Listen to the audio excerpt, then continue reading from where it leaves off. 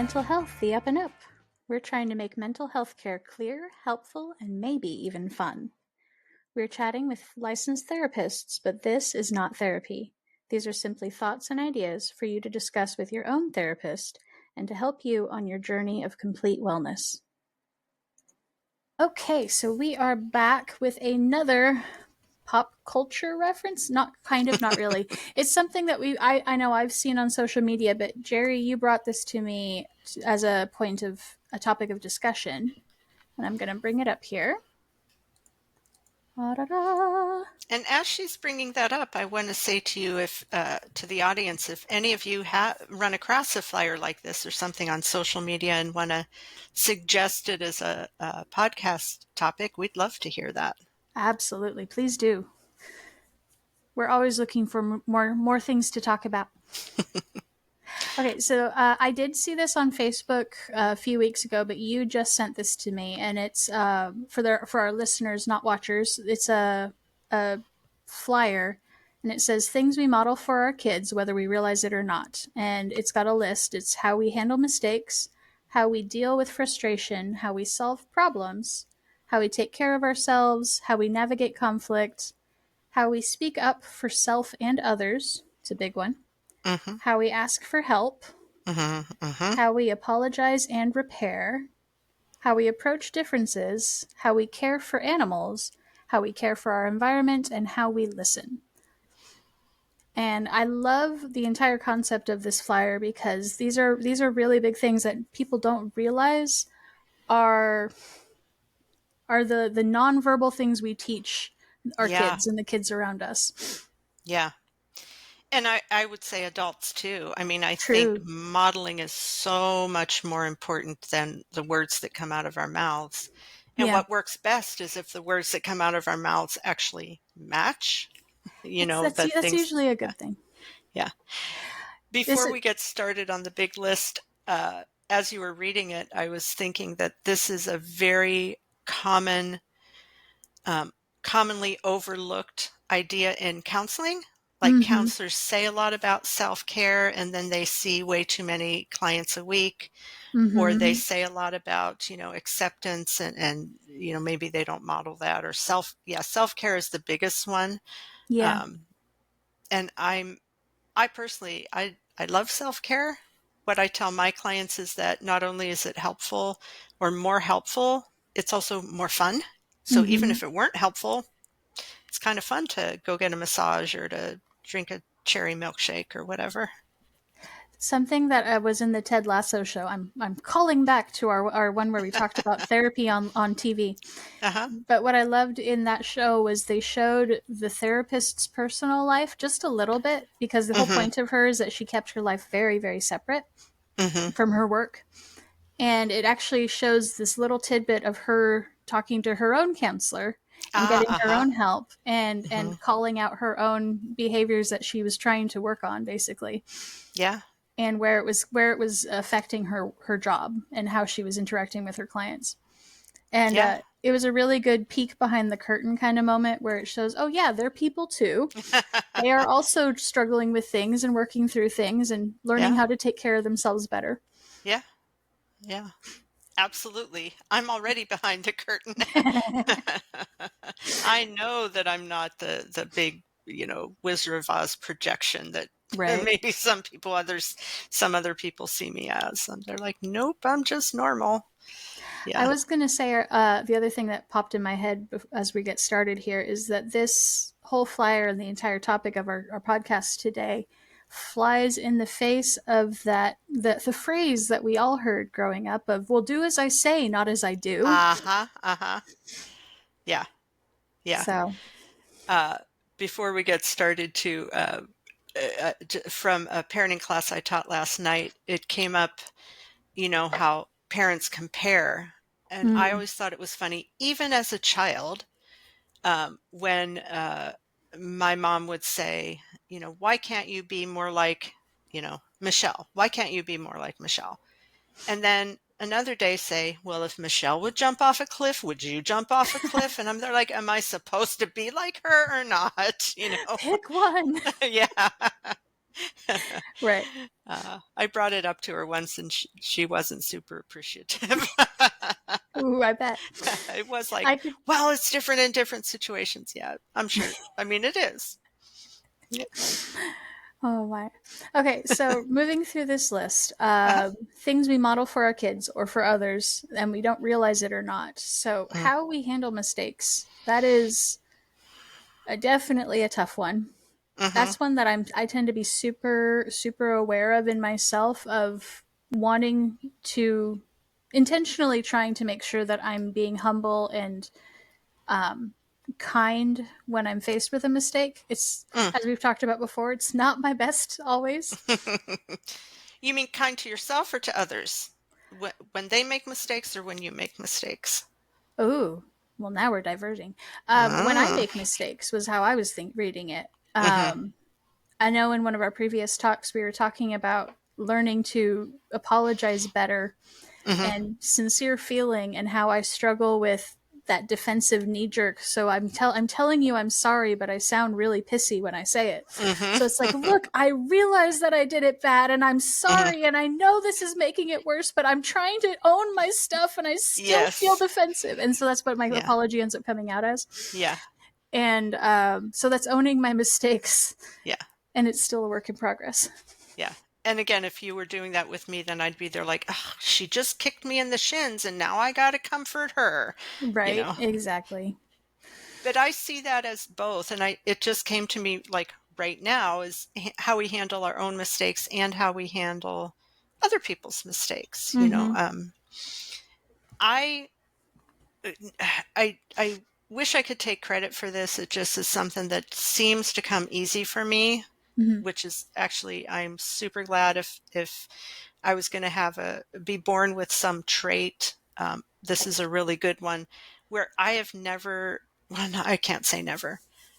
When I make mistakes, it just really doesn't bother me. Mm-hmm. Most of the time I laugh, and I can think of like 700 off the top of my head where I was like really boneheaded, Mm-hmm. and I just think they're funny. I still want to fix them, Right. but doing that has allowed other people to truly believe me when I say that if they make a mistake, I'm not going to hold it Yeah. against them or make fun of them. Well, actually, I do make fun of myself, but my mistakes are always funny, Yeah.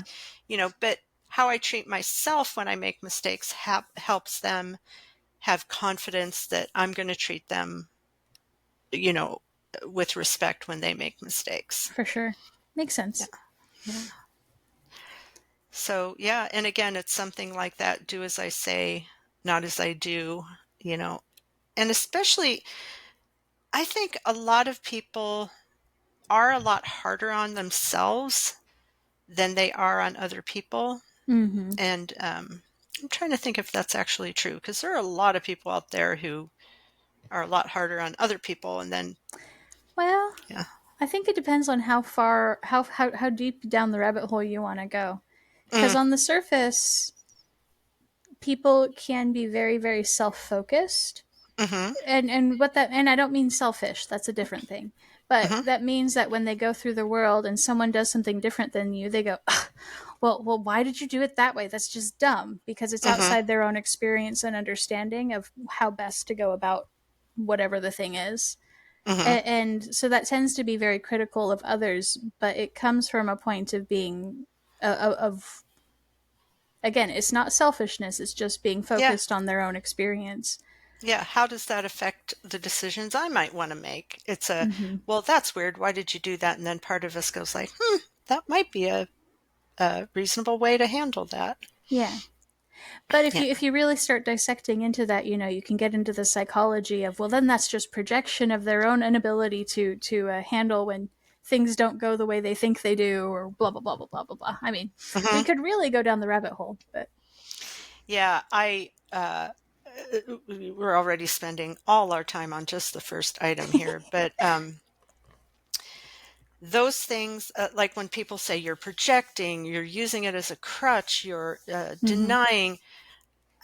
overusing those things can be damaging, but I use the crutch thing, oh, you're using that as a crutch. Well, I kind of need a crutch if my leg is broken, and the Touche. same thing with projecting. I do think that's how we learn about ourselves, by seeing Mm. other people's behavior and being, not cruelly critical of it, but kind of going like, why are they doing it that way? And then, There, focusing back on ourselves about it. So there is that old adage. I've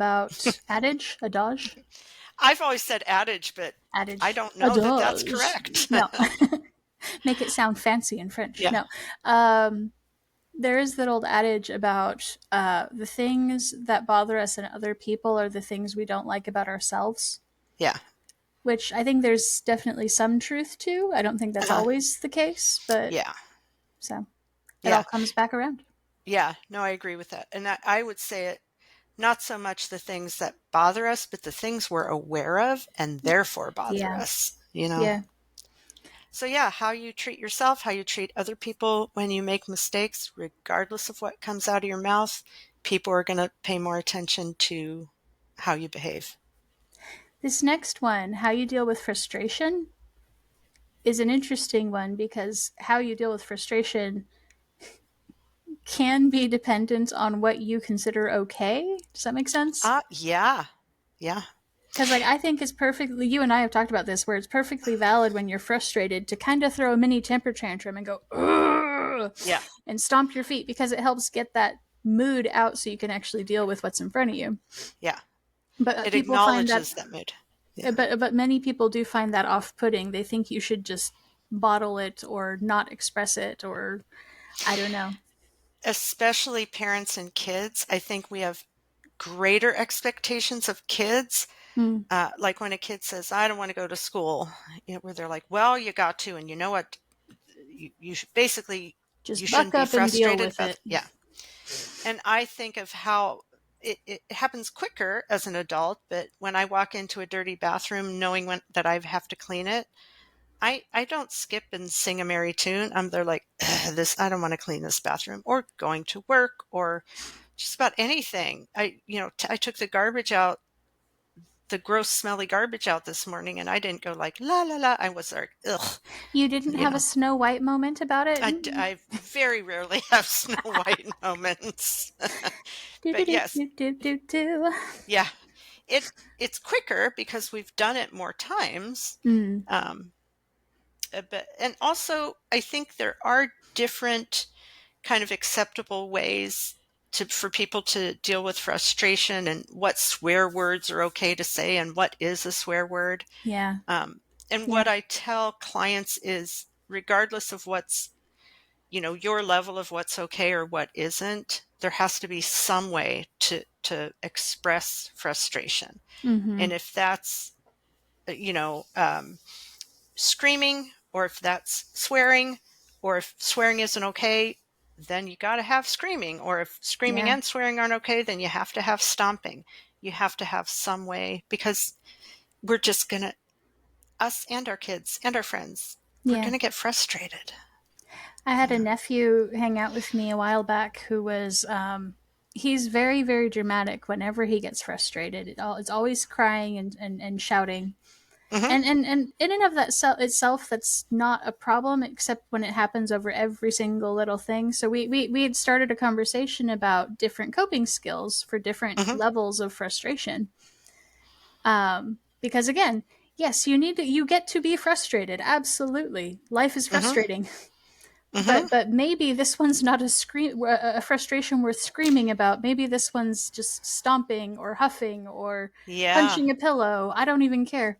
Yeah. But then he had this one in that same time as we were talking through all of that, he had something happen in a video game where someone went through, he was playing Minecraft, and someone went through and killed all of his animals that he'd worked so hard to tame and Oh. put in his little farm. And so Hmm. he was crying and screaming, and Hmm. I'm like, yeah, absolutely. That Hmm. was not okay, man. This sucks. And we had a Yeah. whole, and he actually in that moment was able to get past that much faster by having that acknowledged. And Yeah. That's the biggest thing, acknowledging it, trying to push that away and saying, "You shouldn't feel this way." Yeah. It's like saying, "Calm down." That never calms anyone down. It just gets them Never. angrier. Yeah. Never. You reminded me as you were saying that is of another exercise I use with kids that I see, and that is like basically a 1 to 10 list of what is frustrating, like at Mm-hmm. a 1, at a 2, at a 3, and then the response that's most helpful or that matches best. Yeah. That's a That good idea. yeah, and it's different for different people For sure. because my football team can lose, and to me that's a -0, which Right. isn't a number, but but other people, I get that it's a higher number. Mm-hmm. And for me, well, I could go back to this watching in some movies or TV shows when the therapist is inappropriate or Yeah. mentions the wrong medication, it just like drives me crazy. And for Mm-hmm. me, that's like a 7 or an 8, Yeah. and for you, it's probably not, you know. For me, it's oh, I need to talk to Jerry about this. I also want to mention the word dramatic, which I think gets has just gotten such a bad reputation. Number one, some people just are more dramatic, as in expressive, Yeah. in touch with True. their feelings, showing their feelings in very physical ways. And when you said he's very dramatic, at first I smiled, going like, "Oh, how cool!" He's like, and most people Yeah. think that as like a, A negative. "Oh, he's dramatic," and Yeah. dramatic is kind of fun, or It can can be fun. definitely be fun. I think Hmm. I have my melodramatic moments, but I do Hmm. tend to be a much quieter person even when I'm being dramatic. And Hmm. so when someone else is super dramatic and loud in their drama, it tends to be overstimulating for me, but that's Yes. not their fault. That's just me. Yeah.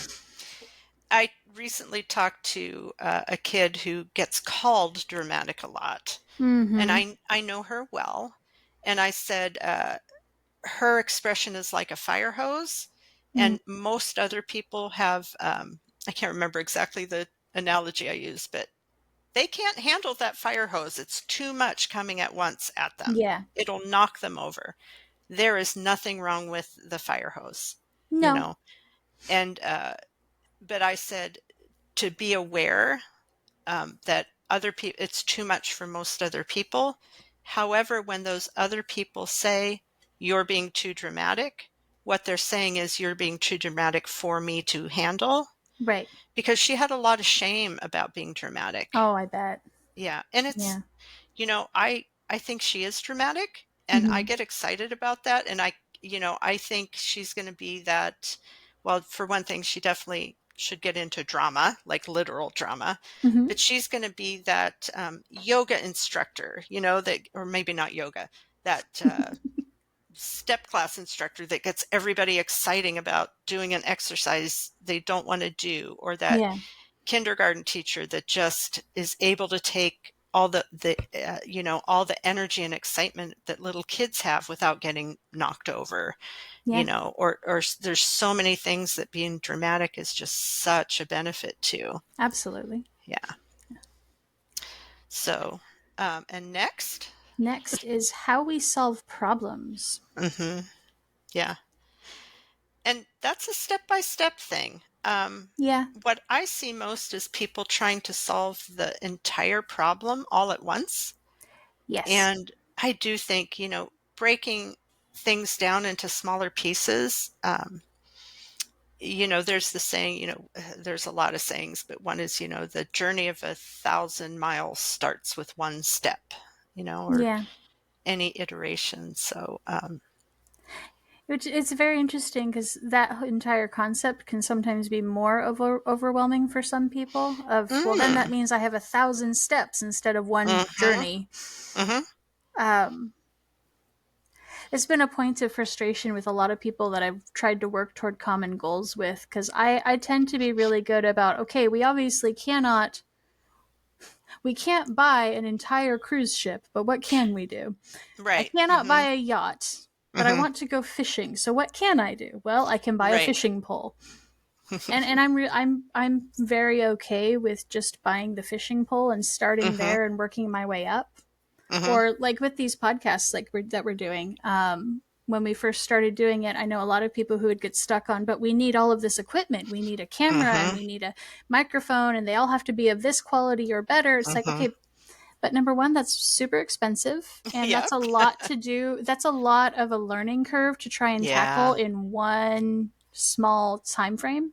Yeah. And so for me, it's like, okay, no, let's just start by recording with what we've got. We have Yep. computers, we have Mm-hmm. cell phones that have cameras on them. Let's just Mm-hmm. use that, see how that Mm-hmm. goes, Yeah.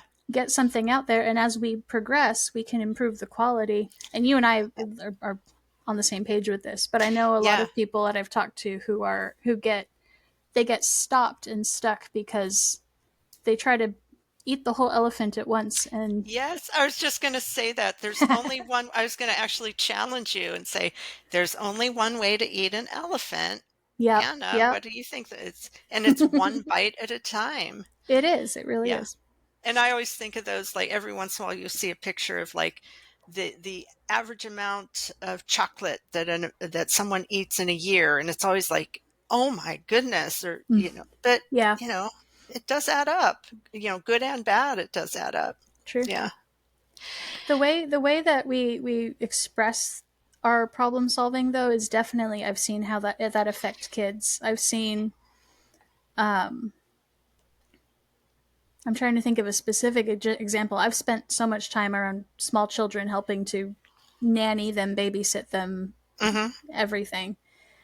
And I've seen them watching, like in the moment, I've seen them watching me or their parents try to work through something and see them, and then I see them emulate however we do it, how we express our frustration in the problem, how we handle when we mess up the problem, and how we Yeah. fight our way through. And it's not Yeah. always a it's not always a confidence boost to see my behavior in someone else.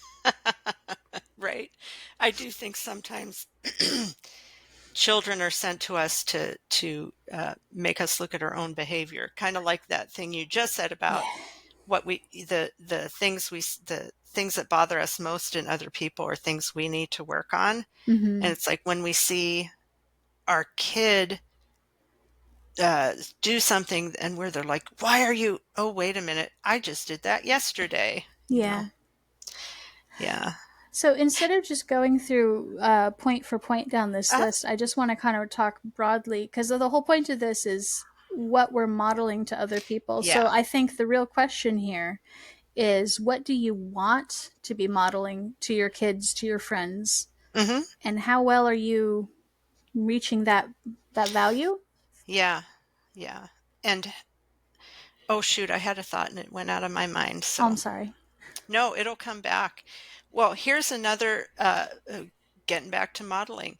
Yeah. It doesn't bother me so much when I lose my train of thought or I can't think of something, um, because I believe if it's important, it'll come back, and if it isn't important, I didn't need to say it. Right. And I also see with clients, like if they'll say something just like I did, they'll say, "Oh, I had an important thought and it's gone." I'll say, "Yeah, that's a stress response. I mean, it's Mm-hmm. an overwhelming thing like that fire hose. That just means your brain just got a little overstimulated. So let's talk True. about something else." And Yeah. eh, I can't think of a time it hasn't worked where they went like, "Oh, I remember now." Yeah. Yeah. So, oh man, you I see now think. it came back again and it went away. Oh, I'm sorry. No, no, it's not you. I'm sorry. I'm sorry. No, it's Yeah. good. This whole concept really makes me think about my dad specifically, Uh-huh. because he grew up in a home situation that wasn't the worst in the world, but definitely was not healthy for him. Uh-huh. And he saw a lot of behaviors modeled that he did not want to do with his kids. Yeah. And so when him and my mom got married and they were having kids, he very, very intentionally thought, okay, I know I don't want A. So what is option B and what is option C? What are the alternatives for what I could do? Mm-hmm. And he worked over the last 40 odd years, Mm. to really improve that, and to make the conscious choice to model something different than what he grew up with, because he wanted to be a better dad. Yeah. And I really respect that, and I really think that that's having him model that for me was very impactful. Yeah. Um, And I love that you say he's worked on that for the last 40 years because yeah, you can always improve and learn mhm. and yeah. Well, and he's going through a tough point right now because he had several car accidents and a Oh. traumatic injury in the last 2 years, Oh and yeah, yeah. they had to do some. All of it has changed the way his brain works and the way he thinks and processes, and it's super frustrating. Obviously, it's always frustrating when you have to fight your own mind, your own body Mhm. to do what should be normal, Mhm. which is a lot of what we talk about on this podcast. Yeah, sometimes our brains fall back into familiar patterns rather than Yeah. kind of decided behaviors. Yeah, Yeah, some of those old ruts still exist. for sure. Yeah. Um, darn it, that thing came back again and it's gone. It'll come back and stick at some point. Oh, this was a different one, but it is something I wanted to say. So I appreciate what you said about your dad because a lot of times what I hear is, my parents, spanked me too much or were physically abusive, so I'm never ever going to be mean or harsh or Mhm. to my kids. And then you end up way over here. And a friend of mine, a therapist friend of mine, used to say, well, then you end up with two crazy examples, Yeah. And I hear that a lot too with like partners who've separated, the parents are separated and the dad is super harsh, so the mom goes to the other end and is super Mhm. lenient, or the dad is takes the kids to Disneyland and doesn't make them do their homework, and so the mom's like on top of you got to do your homework. And Yeah. again, that's two crazy parents, and regardless of what the other person does, your job is to kind of be at least one sane parent. You're Mhm. not balancing out by doing the opposite. Right. You're giving them one example of how to see a balanced parent. I Yeah. remembered what I was going to say, Okay. and that is when a lot of well, I see clients who are struggling with something, right? Right. Nobody says, oh, this let's go to therapy for a fun vacation. Right. Um, and a lot of the parents I see say they're struggling with something and they have a lot of guilt that they're struggling as they're raising kids Mhm. because they want to be a good parent, a perfect parent, which is great. That's commendable. But what I also say to them, and this goes back to how we handle mistakes, is that it is such a great example to our kids to know that we're struggling with something, realize that it's too big, the things we've tried haven't worked, so we Mhm. go and seek out an authority, or we spend more time doing it, or we dig deeper, or do some sort of different intervention, Mhm. and and then improve. Yeah. And that is a great model for when kids, you know, hit something they can't handle. That then go to an authority, ask your parents, ask your coach. Yeah. You know, spend a little more time thinking about that. You're really struggling with math. Don't go away from it. Dig deeper into it. Mhm. So modeling that improvement pattern, that pattern of improvement and how to improve. I can't, this problem is one that just, I've tried all the things that seem to make sense, or I've used up my resources and it hasn't been enough. What do I do then? Yeah. Great. So it's a, we don't want to create that, but it's not a bad thing for kids to see. It's a real helpful way to model Which what to do. I think that's a really good point of self compassion is to remind yourself that you're still living and growing as a human Mhm. being as you're raising these children and helping them learn how to grow and improve as a human being, Mhm. and for them to see that that struggle isn't something that they get over once they're adults. It's like, I'm magically an adult all of a sudden. I no longer Right. have to do chores, and I don't have to be kind to my neighbor. That's not how any of this works. The Right. whole point of what we're trying to teach them as kids is what we still are trying to learn to practice every day as adults, Yeah. and And that's the cycle. yeah, and kind of tacking on to that, because we learn skills as a kid and a young adult, and we kind of do them pretty well. Sometimes to kids it seems magical. Yeah. You know, they may see us, like what the example I used about cleaning the bathroom. I do get frustrated. I hate it. I don't want to do it. Yeah. But that kind of happens in 15 seconds, and then I clean the bathroom. Mm-hmm. And so my child might think, oh, she doesn't get frustrated. Mm-hmm. And so to model, even sometimes to slow that down for your child, Yeah. to either exaggerate it or to talk about it later and say, you know, I walked in there, I thought, you know, oh, I have to clean the bathroom. I hate cleaning the bathroom. I really don't want to. And then I took a deep breath and I said, okay, I've done this before. I know I can do it and it's important to do. And then and that took the time for me to take one step from outside the bathroom to inside the bathroom. Yeah. But it can seem magic to a kid who doesn't see that process. True. Yeah. Very true. And I think we expect a lot of our children, a lot of kids that as adults kind of everybody struggles with. And that's the, you know, you can't handle your anger, go to your room. And it's like, well, parent, you know, you're not handling, is this what are you modeling? You Yeah. know, you Yeah. can't handle your anger. Ugh. You can't handle, you can't handle your anger. So you yell at somebody else. Isn't that what you're trying to get your kid not to do? Or Yeah. you blame someone else. Isn't that what you're trying to get your kid not to do? Yeah. You know, or that frustration that, you know, to expect your kid to wake up and have that Snow White moment and want to go to school or want to go to bed. Mm-hmm. Man, okay, I sometimes want to go to bed, but it's hard for me. I want to do more things. And I haven't had a morning, and maybe two out of the, I don't know how many mornings I've had where I've woken up and said, gosh, I'd love to get out of bed. It's always, every single time, it's like, I do not want to get up. And Mm-hmm. within, again, for me, I don't talk about that to my kids, but to me, I also know because I've done it so many times that that's just that's your brain adjusting from sleep to wake. And if I lay Yeah. here for 5 more minutes, then I might still not want to get up, but I'll get up, you know, and then, you know, in a half hour, I'll be kind of into my day and excited that I am awake. But Ah, see, there you go. yeah.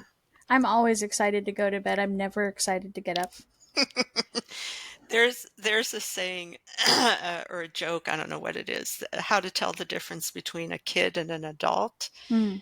And that is when you say it's time to take a nap, what their reaction is. A kid Exactly. goes, no, and an adult goes, thank you. You know. Absolutely. Yeah. So yeah. Anything So else we can talk to about on modeling?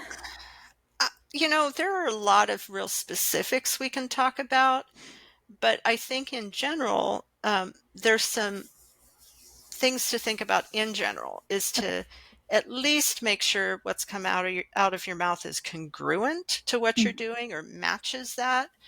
Mm-hmm. Um, to not be harsh with yourself, because life is going to have all these. Um, your life is going to have all these situations. You're going to make mistakes. They're going to make mistakes. You're going to Yeah. get frustrated. They're going to get frustrated. And to be gentle with both yourself and your kids, and also to model that, to not expect them to know it, and to model that by just slowing it down and kind of explaining the step by step Mm-hmm. process. Can you think of anything else, like in general, that? I don't. Nothing is coming to mind. I feel like there was another thing I wanted to touch on, but it's somewhere back here in the back of my brain. And if you wait a Just little while. about the whole concept of being aware of what you're modeling um, and how some of the things we model we're not going to be aware of until someone points it out to us, and Mhm. to have patience with those moments. And I will also add that if you think of the teachers you've had and the ones the teachers who were okay when they made a mistake Mm-hmm. versus the teachers who say, I don't make mistakes, we Mm-hmm. tend to. admire, feel more comfortable with, learn more from the people who were there, like, oh, let me slow down the process for you, or oh, I made a mistake, this is how I handle it, or Yeah. oh, I got angry and this is what I'll do. So modeling those difficulties in life and being okay with them is again going Hmm. to make other people not only like and respect and admire you and get more benefit from their relationship with you, but it's going to make them trust more when you do say, Hmm. I'm not going to, this is, if you make a mistake, I'll be okay with that because they've Yeah. seen it. I just thought of an example recently where I was called out in a hypocrisy, Hmm. where my what I was doing was not matching what my value was. Hmm. Um, Having debates with my husband is always such a mixed bag because he's he can be very black and white, and he can be very Hmm. methodical in the way he thinks things through, which is Hmm. beautiful but can be frustrating. Hmm. Um, and I tend to think of myself that I am also methodical in that way, but I tend to be better at pivoting in my Hmm. method. But anyway, one of my personal values is that if we're arguing about A, you don't start throwing B and C and D and F in there. Hmm. That's just not number one. That's not fair, and Hmm. that's it's entirely off topic, so it's not pertinent. Hmm. And my husband was really good about calling that out. We were talking about something social, and we were talking about the broad spectrum of how this affects across the board. And then I tried to take it into specific, um, small person by person examples. And it was in such a way that it was not, it was completely counter to the point. We were talking Hmm. general, I tried to make it specific as a way of defeating his argument. And it was Which just is another, yeah.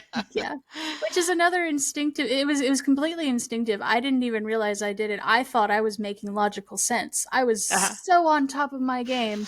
And he's like, "Okay, you just jumped from A to F.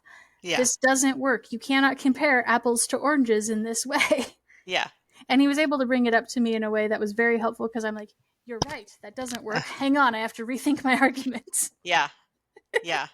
Yeah.